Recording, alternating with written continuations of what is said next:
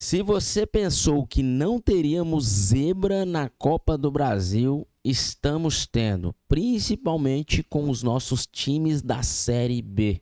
Até aqui, 3 times da Série B já entraram em campo. Então é bom, inclusive, né, para você medir aí como é que estão os times da Série B, à medida que o nível, que o sarrafo vá subindo. Nós tivemos então o Atlético Goianiense entrando em campo lá em Arapiraca contra o Asa. Nós tivemos o Porto Velho enfrentando o Cuiabá, né? O Cuiabá foi até Roraima jogar contra o time do Porto Velho. E tivemos na quinta-feira o time do Amazonas jogando contra o Rio Branco VN de Venda Nova, lá do Espírito Santo. O time disputa o Campeonato Capixaba, vice-líder. E aí no material que eu fiz da Copa do Brasil, eu fiz justamente uma análise de como é que estaria ali os adversários dos nossos times. Todos, né, esses 3 jogos, eu falei que os adversários eram adversários perigosos pelo momento vivido pelos clubes. Começando, por exemplo, pelo jogo entre Asa de Arapiraca contra o Atlético Goianiense. Nós tivemos ali um Atlético Goianiense saindo à frente, mas aí logo no início do segundo tempo o Asa empata o jogo e inflama a partida, né, por causa da torcida e tal.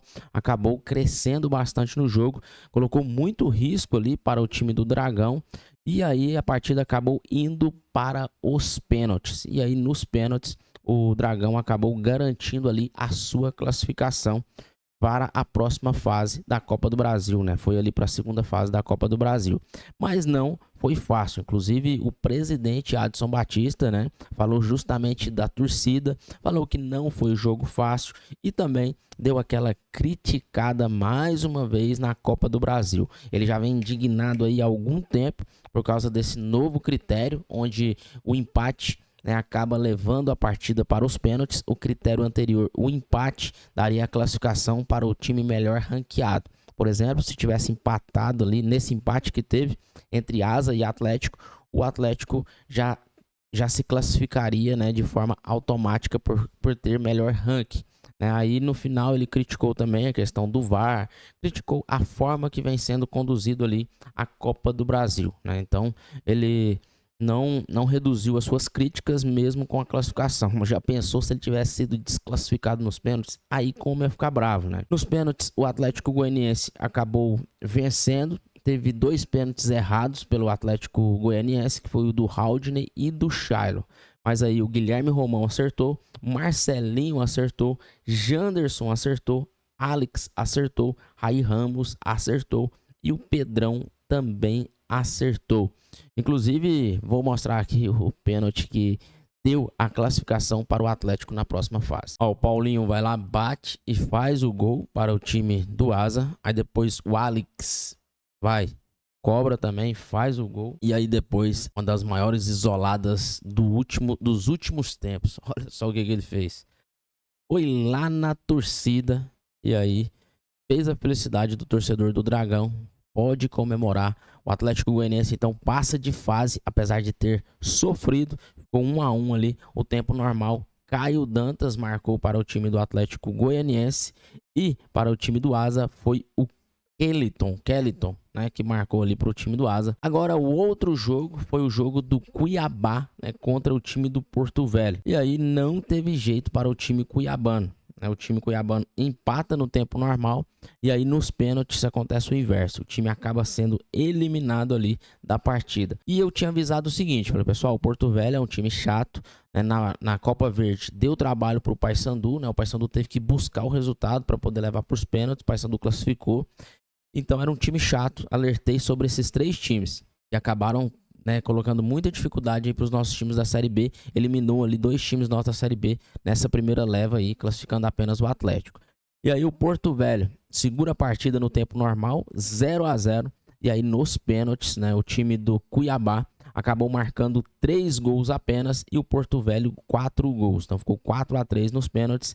Pro lado do Cuiabá, quem errou os pênaltis foram Bruno Alves e também o Lucas Cardoso, e o Caleb também errou os pênaltis. Então zebrou Cuiabá está fora da primeira fase ali, saiu logo na primeira fase da Copa do Brasil. Então, é bom para a gente ir medindo aí como é que estão, né, os níveis dos nossos times da Série B, né? A Série B já começa agora em abril, então fiquem atentos aí, né? Inclusive vai compartilhando aí o nosso material, que a ideia é justamente essa, ir trazendo aí como é que estão os nossos times da Série B.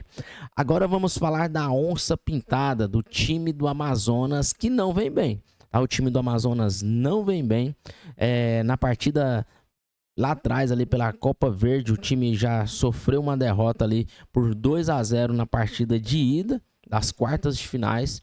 Então, o time já vem ali meio para baixo, né, nessas competições de mata-mata. E aí fez a primeira partida da Copa do Brasil com grandes expectativas. Na Copa do Brasil de 2024, o time foi até a terceira fase. Nessa mesma primeira fase, tinha enfrentado o Independente do Amapá. E agora, nessa primeira fase, o time enfrentou o Rio Branco, né, VN, que é escrito, que ele é lá de Venda Nova do Imigrante, lá no Espírito Santo. Aí nesse jogo aconteceu uma situação que o Rio Branco segura a partida ali em 0-0, né? Na minha opinião, o Aderbal Lana fez ali uma escalação inicial um pouco que comprometeu o desempenho do time. Inclusive, eu acho que o Aderbal, vou rasgar o verbo, né? Não é o treinador para esse time dinâmico que o Amazonas quer ser. O Amazonas precisa de alguém mais dinâmico, de alguém mais objetivo, e o Aderbal, né, tem a sua história no futebol do norte, mas eu acredito que é melhor ele dar uma oportunidade aí para um outro treinador, quem sabe aí um treinador mais dinâmico, um treinador que possa colocar esse Amazonas no trilho, porque as peças estão chegando, né? Inclusive, enquanto eu estava gravando esse vídeo aqui para vocês, eu recebi uma notícia aqui, ó, para o torcedor do Amazonas, de mais uma nova contratação do time, que é o Larry Vázquez, né, o colombiano, ex-milionários, disputou a Copa Libertadores em 2024, é isso mesmo. Então o time do Amazonas vem tentando contratar, então vale a pena aí ter um treinador mais dinâmico para cuidar desse time, até para fazer também esse entrosamento entre gringos e brasileiros. Isso também é muito importante, porque a galera precisa se habituar. E aí nesse jogo, o 0-0 levou a partida para os pênaltis, né? Alertei também da dificuldade desse time. Esse time, ele teve apenas uma derrota no estadual, então é um time perigoso. E aí nos pênaltis, o Gustavo Hermel acaba errando a penalidade para o time do Amazonas. E o time do Rio Branco chegou a fazer ali 5 gols. Então ficou 5-3 esse duelo aí para o time do Rio Branco. E aí o Aderbal Lana até deu uma entrevista, né, falando sobre o jogo em si e tal. Ele tenta se justificar ali após a partida, aquela entrevista pós-jogo. E aí ele diz o seguinte, né? O Rio Branco eliminou nas penalidades e não jogando. Tivemos oportunidades no jogo, eu acho que teve uma penalidade muito clara no final de jogo, mas é o futebol. Tem dias que você joga e as coisas não dão certo. A bola não entra, tivemos várias jogadas de bola na trave, mas o time deles se portou bem. O Rio Branco segurou o nosso ataque no final do jogo, nas penalidades eles saíram vencedores. Se você analisar o futebol brasileiro no sentido de Copa do Brasil, todos os jogos são difíceis. Ver o Grêmio ontem quase que fica fora. Conseguiu um empate no último minuto e ganhou nos pênaltis contra um time que não está nem na Série D. O futebol brasileiro é assim. O grande trunfo do futebol brasileiro está na área de baixo, sul e sudeste. Não entendi, né, esse elogio para ele que ele deu aqui. Nós que estamos um pouco fora do contexto, sempre ficamos em segundo plano, como aqui em Vitória, por exemplo. Lembro dos grandes times que aqui teve, joguei aqui várias vezes. Então é o futebol, cara. A gente sempre tem que respeitar qualquer adversário. Esse time não é o que terminou a Série B. É um time em reconstrução, mais uma vez, né, falando sobre a reconstrução. Poucos jogadores do ano passado continuam na equipe. Estão chegando jogadores, a gente está tentando montar a equipe. Jogadores que estão chegando para que na Série B o time esteja realmente em condições de disputa. Então ele fala muito como sendo, né, o treinador que vai estar no time ali na Série B. Não sei, tá? Ele começa a balançar bastante, vendo aqui, acompanhando as páginas que nós chamamos de mídias independentes, que são as mídias que cobrem ali o time. A galera tá pegando muito no pé do Aderbal Lana. Vamos, eu falei que justamente a escalação inicial Então vou fazer uma reflexão aqui com o torcedor do Amazonas para nós vermos juntos aqui a escalação inicial desse jogo que o Amazonas iniciou. É o time do Amazonas que começou aqui com o goleirão João Lopes, Thiago Cametá, Wellington, o zagueiro Fabiano, Bruno Ramires, Rafael Tavares, Raimar, Pará, Belotti, Robertinho e Sassá. Aí no banco, Renan, Thiago Spice, Gustavo Hermel, na minha opinião, Gustavo Hermel e Luan Silva não é banco nesse time, tá? Não é banco. Vitão, Wanderson, Will, Johnny Uchuare. Inclusive o Johnny bateu o pênalti ali, né, nesse duelo. E muitas contratações chegando aqui no time do Amazonas. Gringaiada, né? Danada, né? O Amazonas tá trazendo. Então por isso que tem que ter muito bem essa ponte aí para trazer a galera. Porque muitas das vezes o time muito gringo, ele é difícil entrosar, né? O time. Ó. A escalação, né? A última escalação. João Lopes, Thiago Spice, Fabiano, Bruno Ramires, Raimar, Eliton, Belotti, Robertinho e Sassá. Então, assim, na minha opinião, ele vem errando esse início aqui, né? O Luan Silva e o Gustavo Hermel sempre entram muito bem. Então, o certo é colocar esses caras para jogar, né? A não ser que eles estejam treinando muito mal, né? Mas dá para mexer, dá para escalar, dá para formar um time melhor aí, o time do Amazonas.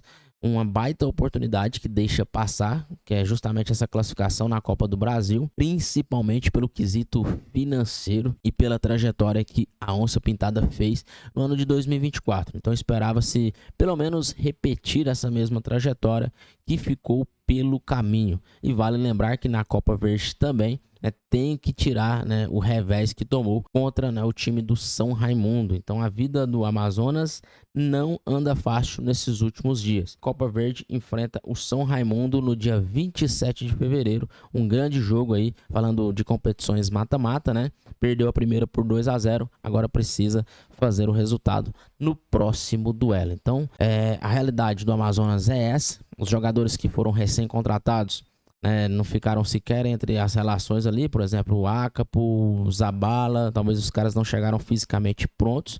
Kevin Ramires, esse cara é um ponta esquerda, ele foi vice-bicampeão com o Nacional do Uruguai em anos diferentes, tá?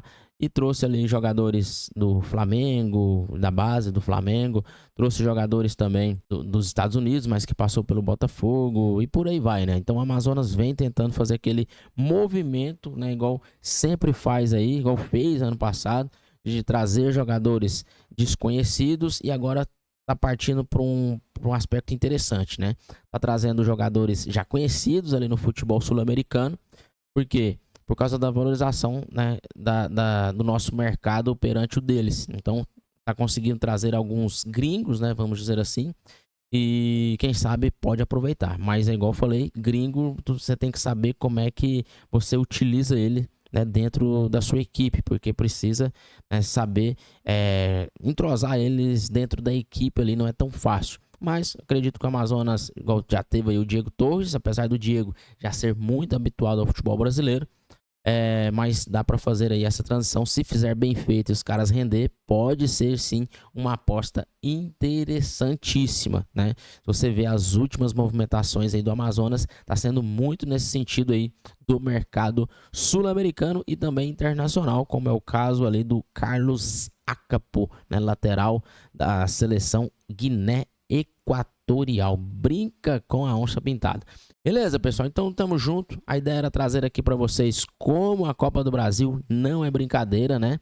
A zebra acabou derrubando, né, o dourado e também a onça pintada. Então a zebra não tá para brincadeira. O dragão conseguiu se livrar. O time do Atlético Goianiense está na próxima fase. A premiação é bem boa. Por exemplo, só para participar, né, os times ganharam aí R$1.300.000.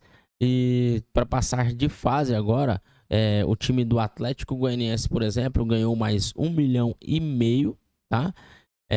Então o Amazonas, por exemplo, deixa de ganhar esse valor.